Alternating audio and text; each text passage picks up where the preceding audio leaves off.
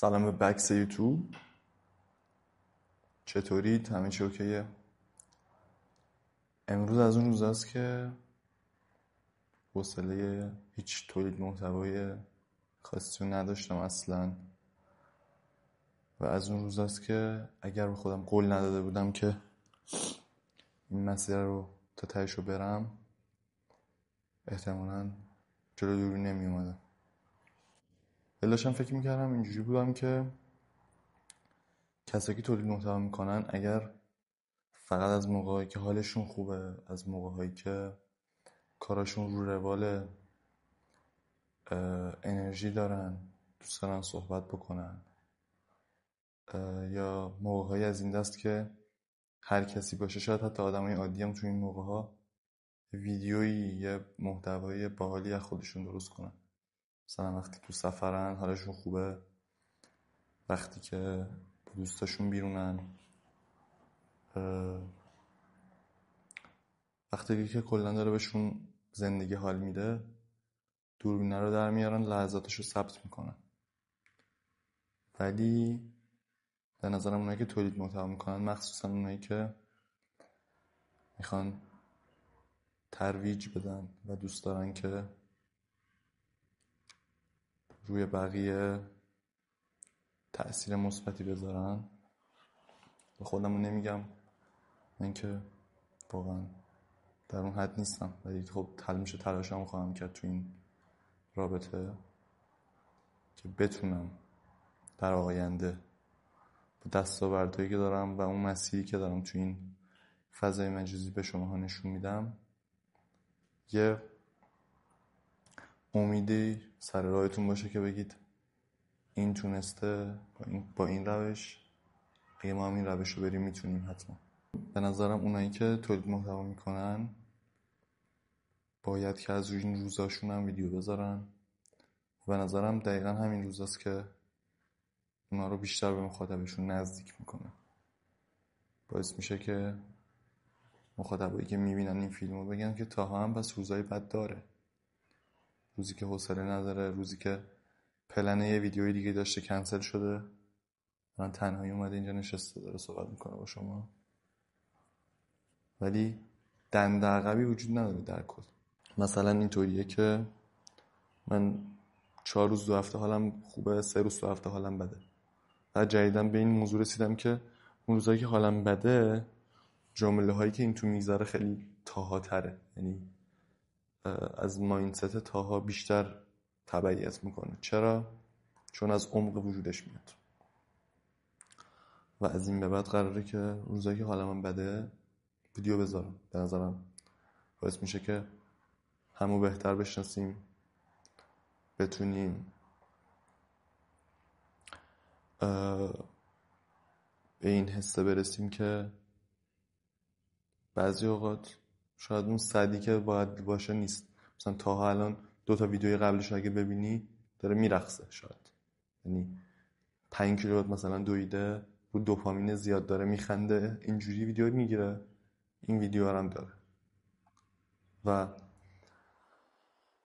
به نظرم همین باعث اون اتصال و کانکشن میشه. قرار یه محتوای 2 نفره امروز بذاریم براتون، بنا به مشکلاتی که نشد. تاهایی که به خودش قول داده نمیتونه چیزی رو کنسل بکنه. شاید تاهای 2-3 سال پیش که هی پیج اینستاشو پابلیک میکرد، مثلا عکسایی که با برنده کار میکرد عکساشو میذاشت، میرفت خودش عکس میگرفت که اون موقع دوست داشت مدلینگ فعالیت بکنه، ولی اعتماد به نفسشو نداشت. اگه اون تاها بود شاید امروزم جلو دوربین نمیومد، ولی خوشحالم که بکنم من جلو دوربینم و ندخم داره براتون باز میشه و حرفایی داره که احتمالاً قراره بشنوید. آره دیگه، در کل ولی واقعا عجیبه ها تنهایی ویدیو ضبط کردن. من دارم تو لنز دوربین نگاه میکنم و دارم میخندم به خودم و حرفام، خیلی عجیبه. آره، تاهایی که 3-4 سال پیش عکاسی میرفت، مدلینگ انجام میداد، ولی میگم چون اعتماد به نفسشو نداشت، رو عکسشو بدفاز میشد، همه عکس رو آرکایو میکرد، دوباره پیج رو پیوی میکرد. فکر کنم من از موقعی که یادمه مثلا سال 2017 2018 که دوباره این کار میکردم، یه ذره دکتر پوست رفته بودم موقع، یه ذره صورتم درست شده بود و یه سری پیشنهادات تو این زمینه داشتم. فکر کنم مثلا 8 بار 9 بار هی پیج رو پابلیک میکردم، مثلا یه ماه پست میذاشتم، دوباره میدیدم حال نمیکنم، دوباره پیوی میکردم، دوباره پابلیک میکردم، دوباره پیوی میکردم و خوشحالم که از اون مرحله گذر کردم واقعا. و الان اینجا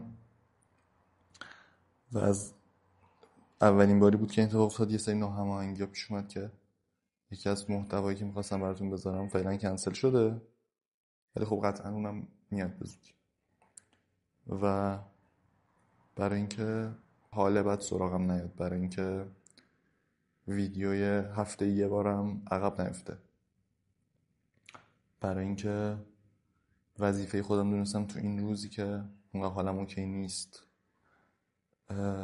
و اگه شماها بودین یا آدمای عادی باشن که تو این زمینه فعالیت نمی‌کنن، اینجوریه که خب امروز استراحت می‌کنیم. اگه تو این حالت باشی به خودت میگی که استراحت می‌کنم دیگه، ولی من حس می‌کنم به عنوان کسی که تازه تو این مسیر افتاده و شاید یه نفر از اون 100 نفر 120 نفر واقعا دوستش بشه راهش رو ادامه بده، برای همون یه نفرم شده این ویدیو رو میگیرم که بعد از که دید بگه که پس موقعی که حال نداری هم اون کارا رو انجام بدی. خیلی دارم شعاری حس میکنم حرف میزنم، ولی خب واقعا همینطوره. و الان که اینجا نشستم خیلی حالم بهتر از موقعی که مثلا اینجوری بودم که احتمالاً برنامه کنسله، حالا باید یه کاریش بکنم، یه ویدیوی دیگه باید بگیرم. ولی حرف باحاله، خلاصه دلی حرف زدنه. بعضی اوقات اون چنگ وقتی دل داره چنگ میخوره به نظرم حرفای عمیق‌تری از توش در میاد. من همیشه وقتی زیاد حالم اوکی نیست یه سری کار عجیب انجام میدم. مثلا یکیش که به مهراد هیدن مثل حافظ نگاه میکنم. یه پلیلیست آل آف مهراد دارم تو اسپاتیفای و اونو میذارم رو شافل، مثلا 4 تا ترک از مهراد گوش میدم. به صورت ناخودآگاه یه سری پوینت هایی بهم واسه این که با چیکار کنم بده و خیلی این باحاله برام. و قبل از اینکه بیام پادکست 42 مهراد رو دوباره نصفش رو دیدم، برای اینکه اون انگیزه صحبت کردن رو داشته باشم. نمیدونم دیدید نشانه.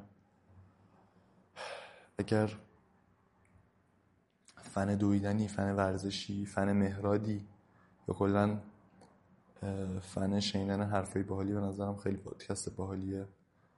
مهراد فکر کنم 4-5 سال پیش ماراتون 42 کیلومتر قشم رفت و اون داستانو به یه ویدیوی یوتیوب باحال تبدیل کرده. خیلی باحاله به نظرم و اگه دوست داشته باشین میتونین ببینینش. به نظرم نکات جالبی توش داره. اسمش مستند 42.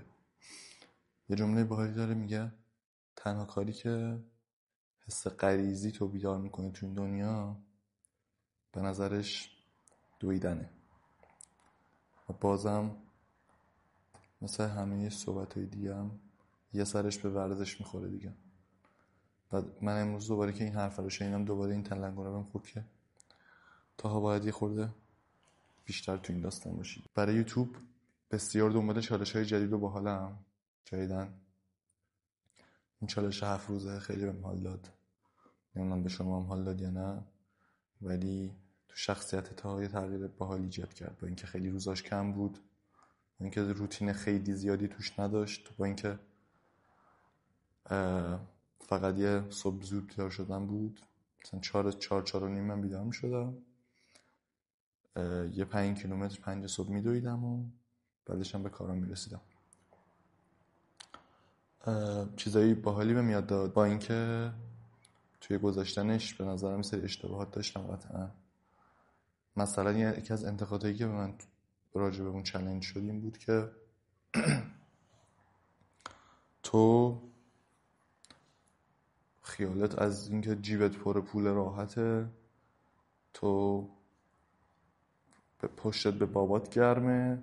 منم اگه اینجوری بودم میتونستم 5 صبح باشم بی دغدغه برم بودم. و من اینجوری بودم که تا چرا قبل و بعد اون ورزش و صحبتاتو به بچه ها نشون ندی. به نظرم باید این کارو میکردم که از اون 7 روز مثلا 5 روزشو من رفتم بعد مثلا با 20 دقیقه استراحت، یعنی ساعت مثلا 6 و نیم 7 کارم تمام شد، رفتم خونه دوش گرفتم، یه چیزی خوردم رفتم سر کار، یا رفتم یه چیزی خوردم رفتم دانشگاه. به نظرم اینا باید بهتون نشون میدادم که این حس به وجود نیاد که تاها یه جا نشسته داره فقط حرف انگیزشی میزنه. و دقیقاً واسه همینه که این چالش با این صحبتایی که من جلوی دوربین میشینم باید هم راستا باشه. چون به نظرم کسی که فقط حرف بزنه و عملی خودش انجام نده، نه حرفاش ارزشی داره نه عملش. دوست دارم چالش طولانی تر برگزار کنم براتون. توی زندگی من کلا دنبال چالشم. مثلا الان ساعت 10 صبح جمعه است و 2-3 ساعت دیگه اولین جلسه کلاس مربیگری و پرسونال ترینینگی که ثبت نام کردم میخوام برم انجام بدم. یه کلاس خوب برداشتم و به نظرم چیز باحالی توش در میاد این دوره. برای چالشی که دوستم توی یوتیوب بذارم هم خیلی جدیدن ذهنم درگیره که چی کار بکنم که باحال باشه برای شماها و جذاب. یه چالش حدوداً 1 ساله در نظر دارم که احتمالاً قبل از اون یه چالش یه ذره کوتاه‌تر ولی از چالش قبلی بلندتر انجام میدم، ولی بعدش میرم سراغ اون چالش 12 ماهه و به نظرم اون ایده میتونه کارهای باحالی انجام بده. برای چالش دومم پلنم اینه که بتونم مثلا برای 30 روز چند تا کار مهم و ضروری که هر نظرم هر آدم باید انجام بده رو توی روز انجام بدم و بعدش به این موضوع برسم که تهش که چی میشه. شاید بپرسی الان و ته اون چالش به این جواب بدم، یعنی هم تغییرات بدنی هم تغییرات منتالی، تغییرات توی آگاهی آدم. میتونه این روتین داشتن و یک چیزی رو هی تکرار تکرار تکرار تکرار تکرار کردنش میتونه آدم خیلی کمک بکنه. به نظرم هر کاری میتونه باشه، حالا میتونه توی بیزینست باشه، میتونه توی ورزشت باشه، میتونه توی درس خوندنت باشه، میتونه توی آموزش زبانت باشه.